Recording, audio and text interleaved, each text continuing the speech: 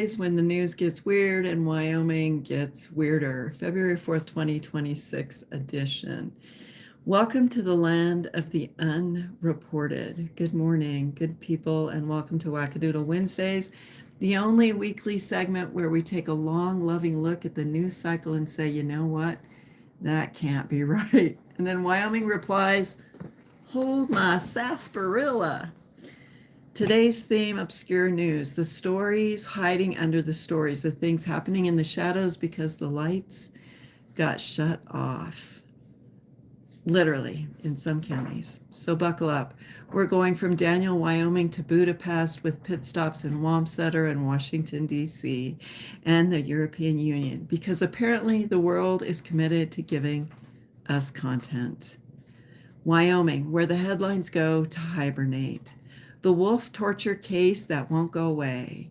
In Daniel, Wyoming, the case of the man who allegedly ran over a wolf with a snowmobile, taped its muzzle shut, dragged it into a bar alive, and then killed it, is officially headed toward trial.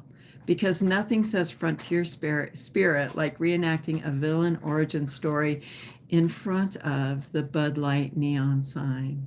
A judge declined to dismiss the felony animal cruelty charge, which means Wyoming is about to test the legal tension between predatory animal and basic human decency. Stay tuned or don't, the wolf has suffered enough.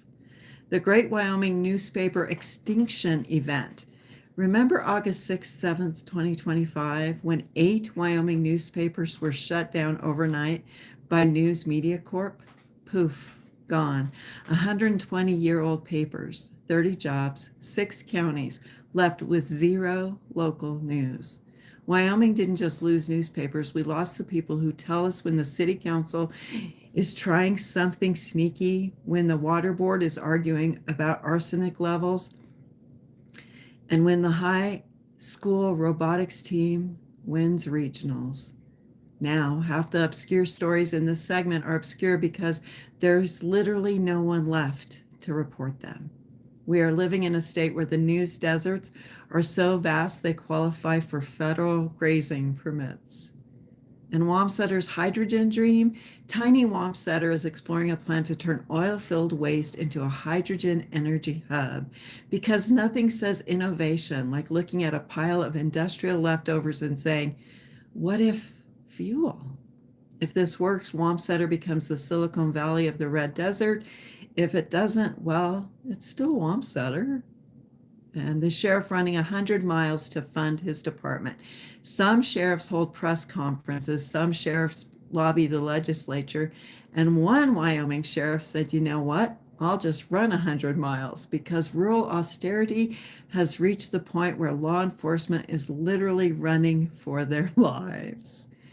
And a rare old faithful stamp appears. A collector found what might be the last surviving print of a century-old Old Faithful postage stamp. It's adorable, historic, and it's worth more than an annual budget of Wyoming towns. All right, let's move on to the regional. The Mountain West is also confused. Utah-Wyoming border earthquake. A 4.7 quake rattled the border. No one was hurt. Most Wyomingites didn't notice because they assumed it was just another semi hitting a pothole. And sage grouse conservation defunded. Wyoming quietly cut ties with long-standing sage grouse conservation groups. The sage grouse, meanwhile, continues its lifelong commitment to being both adorable and inconvenient. Winter storms straining rural infrastructure. Power co-ops are stretched thin, emergency services are exhausted, and without local newspapers, half the outages are being reported via Facebook posts that say, anyone else's lights flickering? And national news, America's sweet. Are you okay? Federal real estate sex trafficking case. This is underreported. A group of luxury real estate brokers is facing federal sex trafficking charges. It's a huge case. It's horrifying, and it's being overshadowed by the national pastime, yelling. Small cap stocks quietly outperform tech giants. While everyone argues about the economy, small cap companies are quietly outperforming the tech titans. It's the financial equivalent of a Chihuahua beating a Great Dane in a foot race. Department of Homeland Security leadership shakeups. Internal turmoil continues after the appointment of Tom Homan to Minnesota. The Department of Homeland Security is currently held together with duct tape, caffeine, and the sheer willpower of mid-level analysts who have not slept since 2019. International, the world is also doing the most. Hungary charges Budapest mayor over LGBTQ plus march. Hungary escalated its crackdown by charging the mayor of Budapest for allowing an LGBTQ plus march. Democracy's having a rough week. India and Europe pursue a massive trade deal. A quiet but consequential realignment in global trade is underway. It's the kind of story that will matter enormously in 5 years, but absolutely no one is talking about today. Holocaust Remembrance Day warning. Ceremonies across Europe carried unusually sharp warnings about rising extremism.